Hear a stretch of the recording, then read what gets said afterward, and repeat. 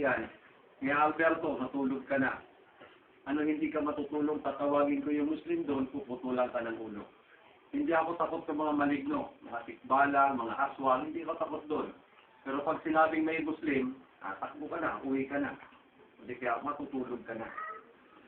Nandito kami para alisin yung mga maling ang pag-aakala pag sinabing Muslim. Roman Catholic din ako dati at 16 years. 6 na taon at kalahating pinag-aralan ko ang Biblia sa kanguli ka ng Muslim. Sa Saudi Arabia, nung ako mapunta doon, dati lang akong secondary school teacher, mula 1970 up to 84, at nagtrabaho din ako bilang isang tubero sa Saudi Arabia, at doon ko nakita ang katotohanan sa Islam. Na ang Muslim pala, ito ay hindi salitang ito ay hindi salitang Tagalog, hindi salitang English.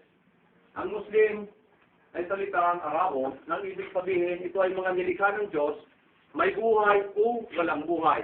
Na? May buhay o walang buhay na sumusunod sa Diyos. May buhay o walang buhay na sumusunod sa Diyos. Ito yung ibig sabihin ng Muslim.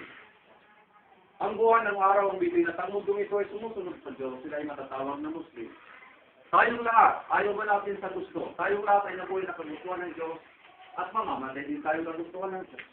Ayaw ba natin sa gusto, ang ating katawan ay sumusunod sa Diyos, ang ating katawan ay matatawag na Muslim. Ang Islam, ito yung reliyon ng Muslim. Ang ibig sabihin ay pagsunod, pagsukat, pagkalima sa kagustuhan ng Diyos. Ito ay hindi rin salitang English, hindi ito salitang Tagalog. Ang Islam ay salitang Arabo. It is an Arabic word, meaning to surrender your will in obedience to the will of God. Pagsunod, pagsukat, pagkalima sa kagustuhan ng Diyos. Kaya pag sinunod mo ang kagustuhan ng Diyos, saka ka lang matatawag ng Muslim. So hindi pwedeng katakutan ng Muslim. Dahil lang mga Muslim, yung mga tao, o di kaya mga nilikanan, lahat ng nilikanan ng Diyos. May buhay man o walang buhay. Basta sila ay sumunod sa Diyos, sila ay matatawag na Muslim. Ang ating bansang Pilipinas, bago pa dumating ang mga kapilang nagdala ng Kristyanismo, ang ating bansang Pilipinas ay isang pamayan ng Muslim. Naniniwala o hindi? Naniniwala kayo o hindi? Ang isang pinakaunang Arabo na nakarating dito sa Pilipinas ay si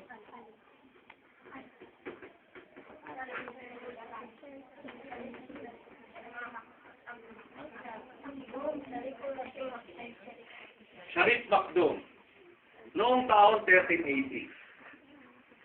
Kaya ang Maynila, bago pa dumating mga kapilang ng dala ng Kristyanismo, ang Maynila ay nakairaso na iman ng tundong Karala, Santula, Puracan, Cara, Valenzuela, Batangas, kay Dato Puti, Mactan, kay Lapu-Lapu, buong Mindanao hanggang Mulusulwa ay pag-aari ng mga Muslim. Meron tayong salita, Alakanoy, Alakani, isusumbong kita. Sino yung Allah at sino yung tinuturo mo sa taas? Ito ang pangalan ng Diyos sa Arabic, Allah. Arabic name for God. Allah.